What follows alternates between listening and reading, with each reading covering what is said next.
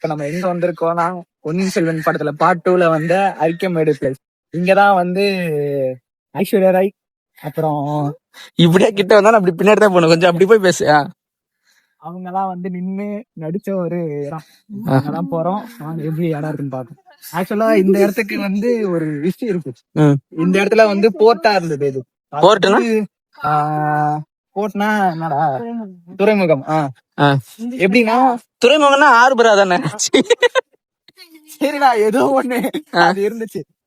ஆக்சுவலா ரொம்ப வருஷத்துக்கு முன்னாடி இங்க இருந்து ரோமுக்கு நம்ம வந்து கடல் வழியா ஏற்றுமதி இறக்குமதி பண்ணிட்டு இருந்தோம். இந்த இடத்துல லைக் ஆர்கியாலஜி டிபார்ட்மெண்ட் செக் பண்றப்ப ரோம் ரிலேட்டட் பாயிண்ட்ஸ் எல்லாம் ரிலாக்ஸ் பண்ணிட்டு இருக்காங்க.